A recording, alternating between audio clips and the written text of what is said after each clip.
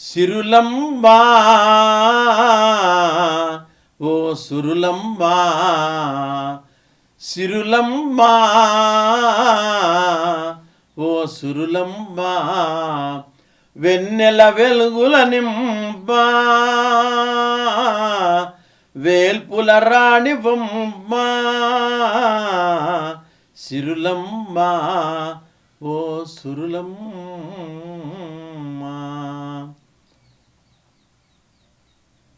సర్వమంగళమాంగళ్యే శివే సర్వార్థసాధకే శరణ్యే త్రయంబకే దేవి గౌరీ నారాయణి నమోస్తుతే.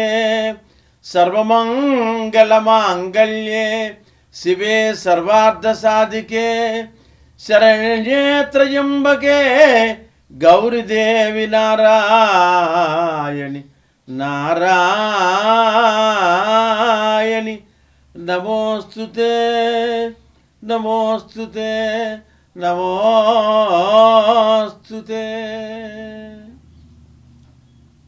అనాదిగా యుగాదిగా ఉగాదిగా కోట్ల సంవత్సరాలుగా మన భారతీయ హైందవ సనాతన ధర్మం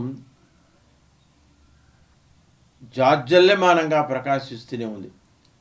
ఎన్ని ఒడిదుడుకులు ఎదురైనా తట్టుకొని నిలబడుతూనే ఉంది. ఈ క్రమంలో మనకి సంవత్సరంలో 365 రోజులు ఉన్నాయి. ముఖ్యంగా మనకి వరుస క్రమపట్టి మనం కనుక చూసుకుంటే పంచాంగం ప్రకారం జ్యోతిష్య మహాపండితులు తమ ఉపాసన ధారపోసి ఋషుల కాలం నుంచి కూడా ప్రభవ నుంచి క్షయనామ సంవత్సరం దాకా అంటే 60 సంవత్సరాల ఈ కాలమాన పట్టికలో ప్రతి సంవత్సరానికి ఒక్కో వైవిధ్యం ఉంది, ఒక్కో ప్రత్యేకత ఉంది. ఇవాళ మనం విశ్వావసనామ సంవత్సరంలో ఉన్నాం. మనం అంటే 39వ నామ సంవత్సరం. ఈ ప్రతి సంవత్సరంలో 12 మాసాలు ఉన్నాయి. ఒక్కో మాసం ఒక్కో విశిష్టంగా అలరారుతుంది. ఒక్కో మాసానికి ఒక్కొక్క నక్షత్రం ప్రాధాన్యమైతే ఒక్కో నక్షత్రానికి అధిదేవత ప్రాధాన్యత ఇస్తూ ఉంటూ ఉన్నారు. ఇప్పుడు మనం అత్యంత ఫలప్రదమైనటువంటి శ్రావణ మాసంలోకి అడుగుడ్డాం. శ్రావణం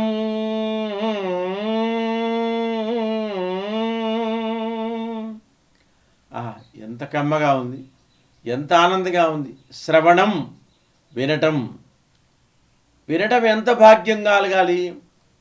చెవులుకున్న తుప్పు పోతున్న ఆయన వదిలేట్టుగా ఉండాలి. మంచి మాట వినాలి, మంచి పద్యం వినాలి, మంచి సంగీతం వినాలి, మంచి భాషను ఉండాలి. అలాగా అది చెవిన పడినప్పుడు ఉండేటువంటి ఆనందం శరీరంలో నవనాడులు కూడా స్పందిస్తూనే ఉంటాయి. ముఖ్యంగా ఈ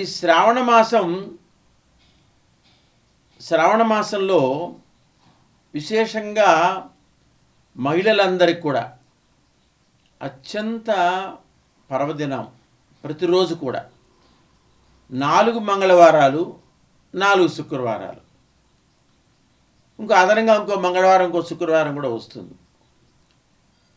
ఈ శ్రావణ మాసంలో శ్రవణ నక్షత్రం విశేషంగా అత్యంత ప్రాధాన్యత సంతరించుకుంటూ ముందుకు వెళుతుంది. శ్రవణ నక్షత్రానికి అధిదేవత ఎవరు? శ్రీమన్నారాయణమూర్తి.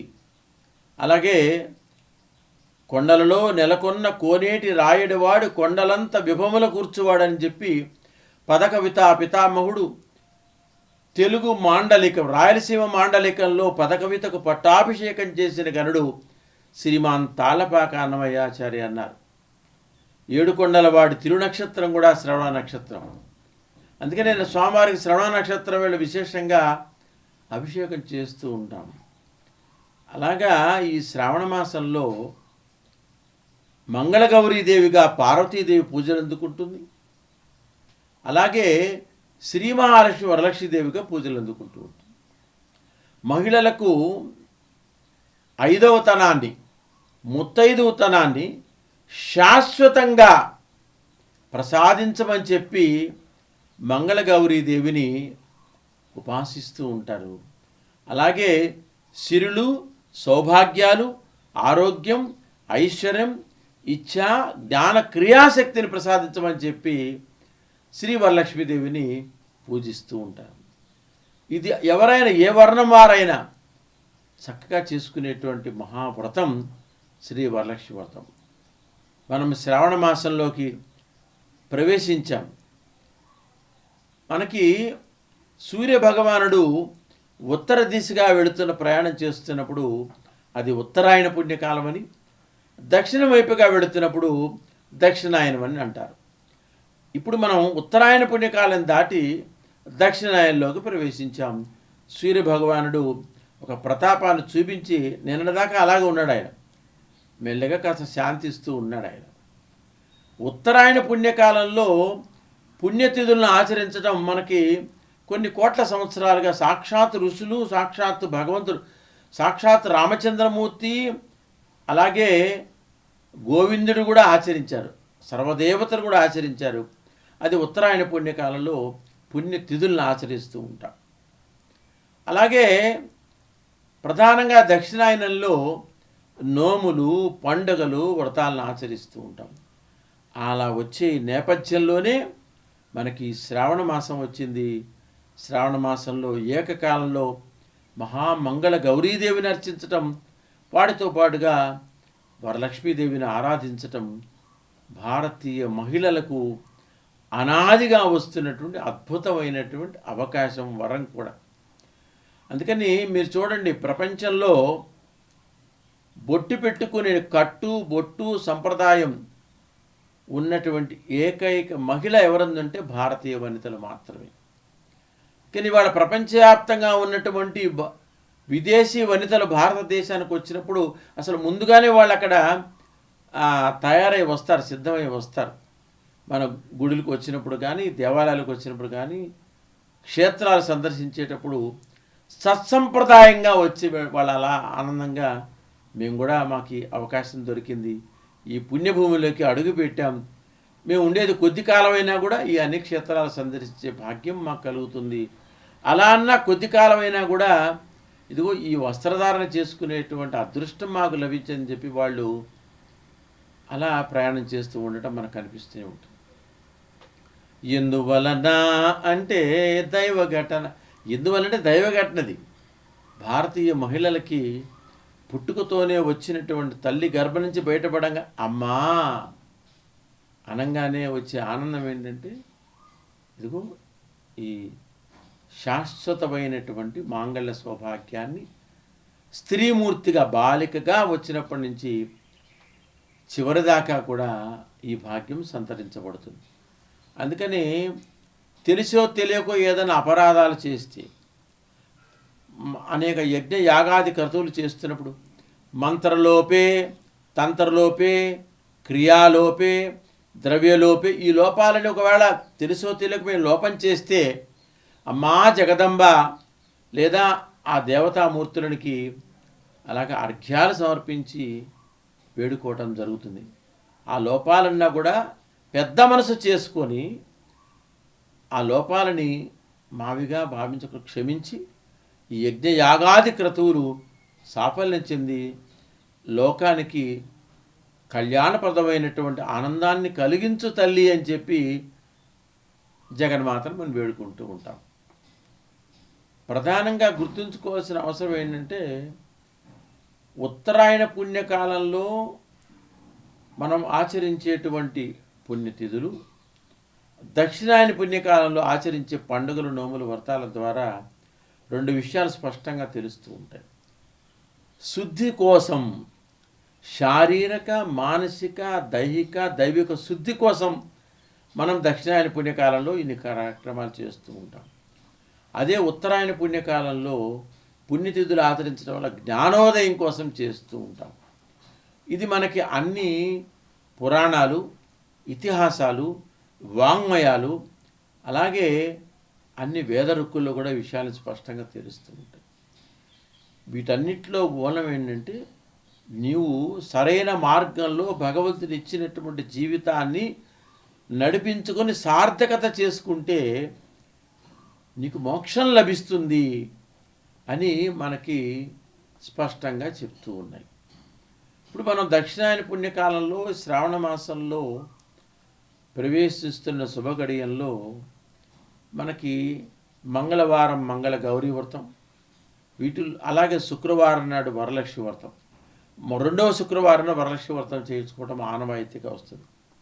ఆనాడు జగన్మాత ఆది దంపతులు పార్వతీ పరమేశ్వర అలాగా విహారం చేస్తూ ఉంటే అమ్మ అడుగుతుందిట పార్వతీదేవి, స్వామి నాథా, మహిళలకి 5వ తనం శాశ్వతంగా ఉండేటువంటి భాగ్యం ఏదన్నా ఉంటే ఆ పూజ కానీ వ్రతం కానీ చెప్పమంటే అప్పుడు పరమేశ్వరుడు చెప్పాట, అదిగో ఒక మహాతల్లి ఆచరించింది పార్వతి, అదే మంగళగౌరి. అంటే సాక్షాత్ అమ్మవారు కూడా ఆచరించింది.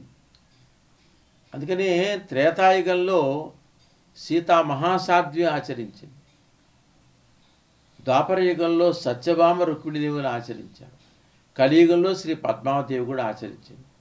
వాళ్ళు మానవులుగా అవతరించిన తరుణంలో ఇలాంటి క్రతువులు, పుణ్యతిథులు, యాగాలు, నోములు, వ్రతాలు, పూజలు కూడా సంప్రదాయానికి పెద్దపీట వేస్తూ ఆగమ సంప్రదాయానికి అనుగుణంగా ఋషివాక్యాలను పాటిస్తూ అలా వాళ్ళు ఆచరించారు. కాబట్టే ఇన్నాళ్లుగా, ఇన్నేళ్లుగా, ఇన్ని కోట్ల సంవత్సరాలుగా మనం ఇవన్నీ కూడా మనం కూడా కొనసాగిస్తూ ఉన్నాం. వీటిల్లో పరమాత్మ ఈ ప్రకృతి స్వరూపం అంతా కూడా ప్రకృతిలో మమేకమై మనం జీవిస్తూ ఉన్నాం. ప్రకృతిని, పర్యావరణాన్ని పరిరక్షించమని చెబుతూ దాంట్లో చాలా ఆరోగ్య రహస్యాలు కూడా ఉన్నాయి. పసుపు పూసుకోవటం ద్వారా మహిళలకి ఎలాంటి అంటువ్యాధులు రాకుండా ఉంటాయి. చూడండి, బాగా గమనించుకోవాలి. కేవలం దైవారాధన మాత్రమే కాదు, దాంట్లో ఆరోగ్య రహస్యాలు కూడా మిళితమై ఉన్నాయి. ఒకటి, పసుపు పూసుకుంటే ఎలాంటి చర్మ వ్యాధులు రాకుండా ఉంటాయి. అలాగే అలాగే కుంకుమ, ఇప్పుడైతే కల్తీ కుంకుమ, కల్తీ పశువులు వస్తే మనంగా చేస్తూ ఉంది. సాధారణంగా అమ్మవారు ఏ కుంకుమ ధరిస్తుంది, ఏ పసుపు ధరిస్తుంది అంటే కస్తూరి చందనంతో చేసినటువంటి కుంకుమ పసుపుని ధరిస్తుంది. అలాంటి పసుపు కుంకుమల ద్వారా రోగక్రిములు వాళ్ళని అంటకుండా ఇంట్లో తెల్లవారేపటి నుంచి రాత్రి పడుకునేంత వరకు కూడా ఆ తల్లి, ఆ ఇంటి ఇల్లాలు పడేటువంటి శ్రమ అంతా ఎంత కాదు. ఒక శాస్త్రజ్ఞుడు చెప్పాడు, పొద్దున్న లేచి నుంచి రాత్రి పొద్దుపోయేంత వరకు కూడా ఆ తల్లి ఇంట్లోంచి అటు ఇటు దాదాపు 80 కిలోమీటర్లు, అంటే మామూలుగా అయితే 80 కిలోమీటర్లు నడిస్తే ఎలా ఉంటుందో అంత శ్రమ పడుతుందిట ఒక సాధారణ స్త్రీమూర్తి. అటువంటి సమయంలో ఏ విధమైనటువంటి రోగక్రిములు అంటకుండా శారీరకంగా, మానసికంగా ఒక ధైర్యాన్ని, స్ఫూర్తిని, ఆరోగ్యాన్ని ఇస్తూ కలిసేటువంటి భాగ్యం ఇగో ఈ పసుపు, చందనాలు, కుంకుమ ద్వారా వాళ్ళకి లభిస్తూ ఉంటాయి. తర్వాత మనకి ఇంకొకటి, కాళ్ళ గోళ్ళు పాడైపోతుంటాయి, చేతులు గోళ్ళు. అటువంటి సమయంలో ఈ పసుపు కుంకుమని పసుపు కనుక రాసుకుంటే అక్కడ చర్మ వ్యాధులు అంటకుండా ఉండే, కాళ్ళు పాడైపోకుండా ఉంటాయి. వీటితో పాటుగా పూజకు వినియోగించేటువంటి తులసి దళాలు కానీ, పుష్పాలు కానీ కూడా అవి కూడా పూర్తిగా ఆరోగ్యకరం. ప్రకృతిలో ఉన్నాం కాబట్టి, ప్రకృతి కూడా సాక్షాత్ భగవత్ స్వరూపం కాబట్టి, ప్రకృతిలో మమేకమై మనం జీవిస్తూ ఉన్నాం కాబట్టి నీ జీవనయానం సంపూర్ణంగా ఆరోగ్యంగా ఉండాలి, ఆరోగ్య ఫలప్రదమైన జీవితాన్ని అనుభవించాలి.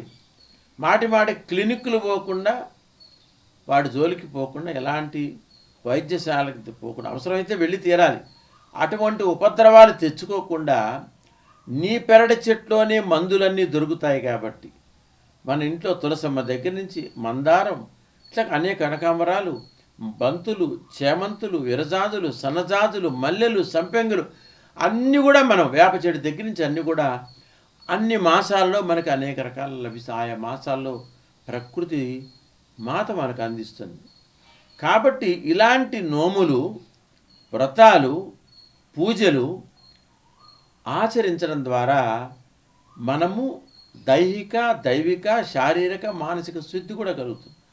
వీటితో పాటుగా కుటుంబ నేపథ్యం కూడా, అంతరాలు పెరిగిపోతున్న నిధుల్లో ఇలాంటి వ్రతాలను ఆచరించడం ద్వారా వసుదైక కుటుంబ స్థాపన కోసం, మన కుటుంబం అంతా ఒకటే అని చెప్పడం కోసం వాటితో పాటుగా 10 మంది ముత్తైదులు మన ఇంటికి పిలిచి తద్వారా వాళ్ళల్లో మహామంగళ గౌరీదేవిని దర్శించుకోవటం, వాళ్ళకి కాళ్ళకి పారాయణ పూజటం, తద్వారా వాళ్ళకి ఆశీస్సులు అందుకోవడం. అలాగే వరలక్ష్మి వ్రతాన్ని చేయటం ద్వారా 10 మందిలో వాళ్ళందరినీ మన ఇంటికి పిలిచి వాళ్ళందరిలో మహాలక్ష్మిని దర్శించి సేవించుకొని పూజించుకునే భాగ్యం.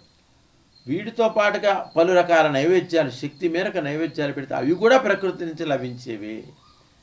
పెసరపప్పు, వడపప్పు, పానకం, అలాగే బెల్లంతో చేసిన పదార్థాలు, ఇలాగా ఇవన్నీ కూడా ఏంటి, ఉండ్రాళ్ళు, వీటన్నిటికీ శ్రావణ, భాద్రపద, ఆశ్వీజ, కార్తీక మాసాలన్నీ కూడా పూర్తిగా మనకి దైవదత్తమైన మాసాలు. అదేంటి గురుగారు మిగతా రోజులు మంచివి కదా? అన్ని రోజులు మంచివే. నువ్వు కనుక అన్ని వేళలా అప్రమత్తంగా ఉంటే ప్రతి సెకండు, ప్రతి నిమిషం కూడా నీ జీవితం మంచి మార్గంలో నడవటానికి, నువ్వు కూడా శ్రీమంతుడు, సిరిమంతుడు, ధీమంతుడు కావటానికి ఇవి మనకు చెబుతూ ఉంటాయి.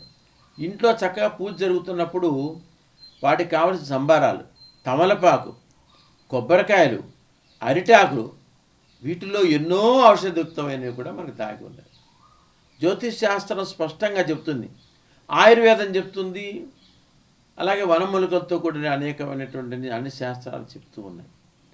మానవుడు ప్రకృతిలో మమేకమై జీవిస్తూ ప్రకృతిని, పర్యావరణాన్ని పరీక్షించడం కోసం మరి ఋషులు, సాక్షాత్ భగవంతుడు, ఆది దంపతులు కూడా వాళ్ళు ఆచరించి వాళ్ళు మనకు చూపించారు.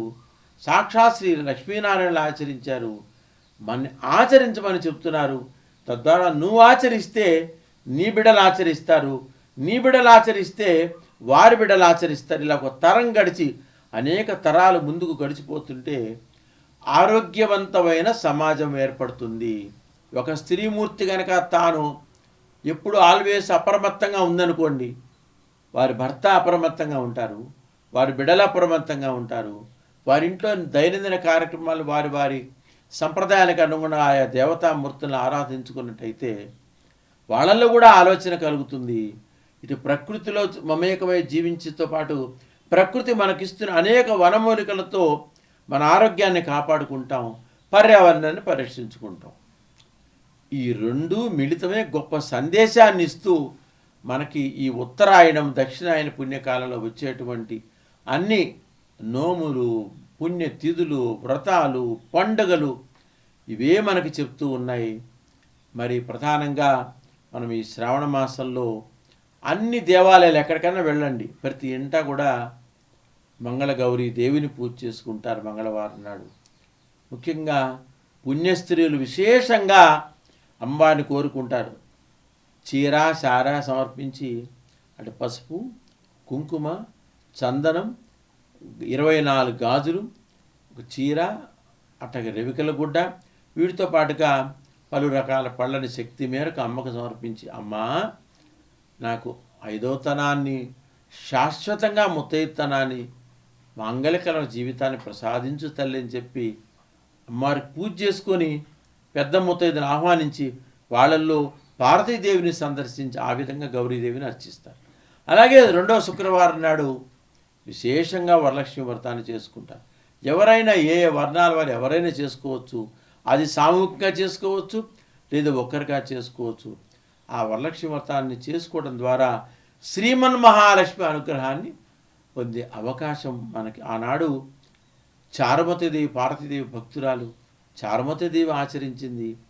ఆవిడ ఏదైతే కోరుకుందో కడుపేదరాలు, కానీ ఇంట్లో వరలక్ష్మి వ్రతాన్ని ఆచరించడం ద్వారా, అందుకని ఇక్కడ చూడండి, ఇచ్ఛా, జ్ఞాన, క్రియాశక్తి. ఒకటి మహాసరస్సు, మహాలక్ష్మి, మహాకాళి, మహాసరస్సు, ఈ 3 త్రయీమూర్తిక స్వరూపంగా అమ్మ విరాజులుతుంది. కాబట్టి ఈ భాగ్యం అంతా కూడా మనకి ఈ శ్రావణ మాసంలో మనకు లభిస్తున్నది. అలాంటి భాగ్యాన్ని సొంతం చేసుకున్నటువంటి స్త్రీమూర్తులంతా, వనితలంతా, నారీలోకమంతా ఎల్లప్పుడూ సుఖ సంతోషాలతో ఉండాలని, వారు ఆరోగ్యప్రదమైనటువంటి జ్ఞానశుద్ధితో కూడినటువంటి ఐశ్వర్యం, జ్ఞానైశ్వర్యం, స్థిరైశ్వర్యం, సర్వమంగళమైనటువంటి స్థితిని సంపూర్ణంగా పొంది విశ్వవ్యాప్తంగా మేము ఎప్పుడు కూడా అగ్రస్థానంలో ఉన్నాం. పురుష ప్రయత్నం అంటే కేవలం పురుషులని కాదు అక్కడ అర్థం, మానవ ప్రయత్నం అని అర్థం. మానవులుగా స్త్రీలనే కదా అందరం పుట్టగలిగాం. ఆది నుంచి కూడా భారతదేశంలో స్త్రీమూర్తిని ఆరాధించడం ఒక సంప్రదాయంగా వస్తున్నది. ఇవాళ అనేక రకాల విపత్కర పరిణామాలు చోటుకుంటున్నాయి. స్త్రీమూర్తులందరినీ గౌరవిద్దాం, ఆదరిద్దాం, వాళ్ళందరిలో పరమాత్మ స్వరూపాన్ని చూద్దాం. తద్వారా జనహితం, సమాజహితం, లోకహితం అవుతుంది. వీటన్నిటి ద్వారా కళ్యాణప్రదమైన జీవితాలు అందరికీ లభించాలని మరొకమారు కోరుకుంటూ, మరి ఈ శ్రావణ మాసం ప్రత్యేక కార్యక్రమాలు రూపొందిస్తున్నటువంటి సిటీ కేబుల్ యాజమాన్యం, వారి కుటుంబాలు, వివిధ విభాగాల సిబ్బంది, వారందరికి కూడా జగన్మాత పరిపూర్ణమైనటువంటి ఆశీస్సులు కళ్యాణప్రదమైనగా అనుగ్రహించాలని కోరుకుంటూ, ఓం నమో వెంకటేశాయ గోవింద.